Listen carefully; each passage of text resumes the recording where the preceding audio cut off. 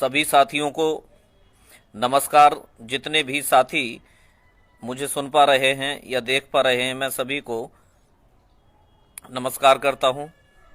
भाइयों, कल का दिन बहुत बेहतर रहा। उसमें हमारे भाई राजेश चौधरी, अभय यादव, लालजी वर्मा, मनोज चौरसिया एवं अन्य सभी लोगों का बहुत ही सराहनीय प्रयास रहा। जो हमारा मामला न्यूज़ पेपर में आया और इसके अलावा टीवी चैनल आदि में भी चला। लेकिन साथ ही साथ इसके अलावा आप एक बात और जहन में डाल लीजिए और समझ लीजिए, जो ग्रुप होता है, जो समूह होता है, उसकी लिमिटेशंस होती हैं। और वो लिमिटेशंस ये होती हैं कि अगर मान लीजिए किसी भी ग्रुप के अंदर 10,000 लोग जुड़े हैं और वहां पर कोई भी मामला बहुत ज्यादा प्रचारित या प्रसारित हो रहा है, तो ग्रुप के अंदर जितने भी लोग रहते हैं उन्हें तो ये लगता है कि हाँ, आज बहुत कुछ हो रहा है, न्यूज चैनल पे चल रहा है, मीडिया पे चल रहा है। लेकिन उन 10,000 लोगों के अलावा कहीं और वो प्रचारित प्रसारित नहीं होता है। तो तमाम जो लोग हमसे फेसबुक आदि पर जुड़े होते हैं, जिसका नाम है सोशल मीडिया, वहां तक वो बातें, वो चीजें नहीं पहुंच पाती हैं। नमस्कार विनोद भाई। इसीलिए मैं आप सभी लोगों को एक मैसेज देना चाहूंगा, एक संदेश देना चाहूंगा। सभी प्रकार की शर्म और डर को छोड़ करके आपसे मेरा निवेदन यही है कि आप जो सोशल मीडिया है, जो ओपन सोशल मीडिया है, जैसे कि आपकी फेसबुक वॉल है, उस फेसबुक वॉल पे कल जो इच्छा मृत्यु भाई अभय यादव जी द्वारा मांगी गई है, अभय यादव जी बहुत ज्यादा परेशान हैं और साथ ही साथ पूरा उत्तर प्रदेश बहुत ज्यादा परेशान है। उत्तर प्रदेश का आरक्षित वर्ग बहुत ज्यादा परेशान है। ये बात केवल 10,000 या 5,000 लोगों के ग्रुप में ना जा करके, उसके अलावा खुले रूप से, ओपन रूप से फेसबुक पर ओपन हो जानी चाहिए। तो इसीलिए मैं आप सब लोगों से एक बात ये कहना चाहता हूं भाइयों कि आप सभी लोग अपनी अपनी फेसबुक वॉल पर एक दूसरे को टैग करते हुए, कल जो चैनलों ने हमारी न्यूज चलाई है, जो इच्छा मृत्यु की न्यूज चलाई है या जो आरक्षित वर्ग के लिए आवाज उठाई है, वो सभी एक दूसरे को टैग करते हुए, और एक दूसरे को टैग करने के अलावा जो बड़े बड़े स्तर के नेता लोग हैं, चाहे वो भारतीय जनता पार्टी के हों या फिर किसी अन्य पार्टी के हों, उन्हें टैग करते हुए अपनी फेसबुक वॉल पर वोट डालिए। हंगामा मच जाएगा पूरे उत्तर प्रदेश के अंदर। अगर जितने लोग हमारे धरना प्रदर्शन में इकट्ठे हुए थे, लगभग 3,000 के आसपास, अगर 3,000 लोग अपनी अपनी फेसबुक वॉल पर बड़े बड़े नेताओं को टैग करके ये वीडियो या फिर इससे संबंधित जो न्यूज़पेपर में कटिंग वगैरह आदि आ रही हैं, वो टैग करते हुए अगर जिस दिन आपने लिखना शुरू कर दिया, तो सब ओवरऑल सब जगह जो है ये हंगामा हो जाएगा। बड़े बड़े नेताओं को टैग करिए, चाहे वो विपक्ष हो चाहे वो पक्ष हो, उन्हें टैग करते हुए आप जो है इस काम को करिए। क्योंकि जब हम ग्रुप में उस काम को करते हैं, ग्रुप में हमें लगता है अरे बहुत चल रहा है, बहुत चल रहा है, लेकिन बाहर किसी को नहीं पता चलता है कि क्या चल रहा है। और हमें पता किसको लगवाना है? जो बाहर बैठे हुए लोग हैं, विपक्ष हो या पक्ष हो, सभी को पता लगवाना है। ठीक है ना? तो आप जो है ये काम करेंगे, बिल्कुल प्रण कर लीजिए। इसके अलावा मैं एक बात और कहना चाहूंगा, जैसा कि पिछले समय में हम लोगों ने धरना प्रदर्शन किया था, तो धरना प्रदर्शन में एक बात निकल के सामने आई थी प्रत्यावेदन की, कि भैया प्रत्यावेदन जो है सभी को जमा करने हैं, विभाग द्वारा प्रत्यावेदन मांगे गए हैं।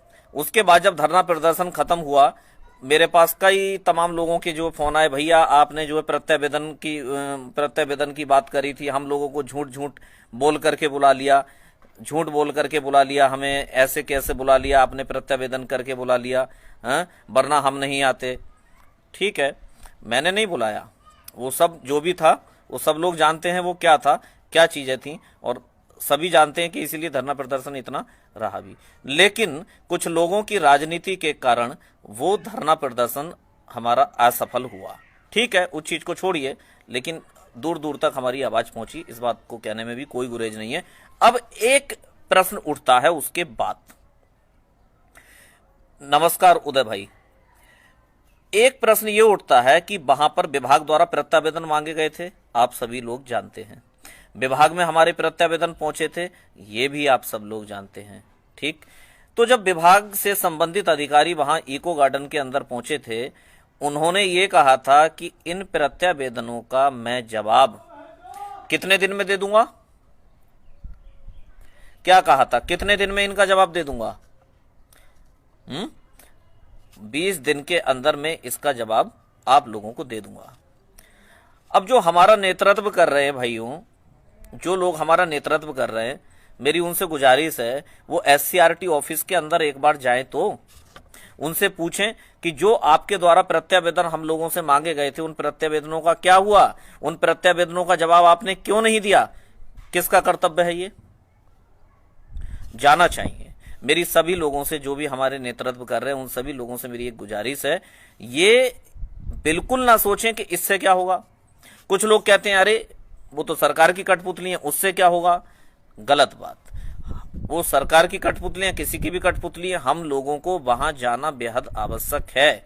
SCRT भी हमें जाना चाहिए, बेसिक शिक्षा मंत्री जी से भी हमें मिलना चाहिए कि हमारे मैटर को सर प्लीज खत्म कर दीजिए, हम लोगों को न्याय दीजिए। हमारा कर्तव्य है न्याय मांगने का, लेकिन हम लोग नहीं कर रहे हैं ऐसा।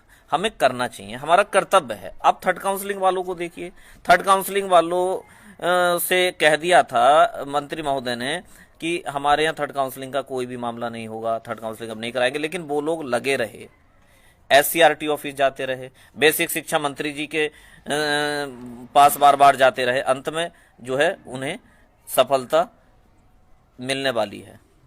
तो इसी तरह से मेरा भी आप लोगों से कहना, आप सोचते हो नहीं उनके पास जाके क्या होगा, उनके पास जाके क्या होगा। मेरे हिसाब से सबसे पहले आप लोगों को SCRT ऑफिस जाना चाहिए, और SCRT ऑफिस जाकर के वहां पर उनसे ये पूछिए कि आपने जो प्रत्यावेदन मांगे थे, उन प्रत्यावेदन का 20 दिन के अंदर जवाब देने को आपने कहा था, तो उसका जवाब आप क्यों नहीं दे रहे, उसका आप हमें जवाब दीजिए।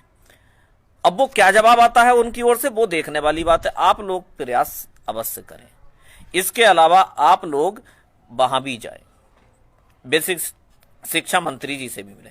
चारों तरफ से हम लोगों को प्रयास करने चाहिए, चारों तरफ से हमारा प्रयास करना बहुत ज्यादा आवश्यक है, ये बात आप समझ लीजिए। लेकिन हम क्या है, हम भूल जाते हैं, अरे प्रत्यावेदन लिए थे, उसका जवाब 20 दिन के अंदर देने को कहा था, जवाब दीजिए। ठीक है, और भी बातें हैं जो बोली जा सकती है। अब दूसरी बात आती है पत्र की। जो भाई वेद प्रकाश यादव जी ने पत्र लिखा है, वो पत्र आप प्रत्येक जनपद से अपने तैयार कर लीजिए, 10-10 लोग अपना साइन कर लीजिए। 100-100 रुपया करीब खर्च आएगा माननीय प्रधानमंत्री महोदय जी को, माननीय मुख्यमंत्री जी को, और सभी माननीय राष्ट्रपति जी को जो है आप वो लेटर, वो पत्र प्रेषित करने का कार्य कीजिए। आज अपना जो है पूरा तैयार कर लीजिए, और उसके बाद कल जो है उसे मेल आईडी के थ्रू ना भेज करके स्पीड पोस्ट के थ्रू आपको जो है किसी भी हालत में प्रेषित करना है। या स्पीड पोस्ट कर दीजिए, या फिर दूसरा है फैक्स कर दीजिए, लेकिन करना जरूर है। ये अपनी सभी लोग जिम्मेदारी समझ लीजिए, वरना बहुत कुछ बचेगा नहीं, आप लोग समझ लीजिए। ठीक है ना, तो इस बात का जो है आप लोग बिल्कुल जो है ध्यान रखो, ये काम आपको करना है। हाँ, के देव जी क्या कह रहे हैं, आप लोग लखनऊ पहुंचे या नहीं? नहीं, मैं लखनऊ नहीं पहुंचा हूं भैया, मैं अपने क्षेत्र से ही लाइव आ रहा हूं, वहीं से मैं बात कर रहा हूं। ठीक है, तो बस मेरा यही कहना है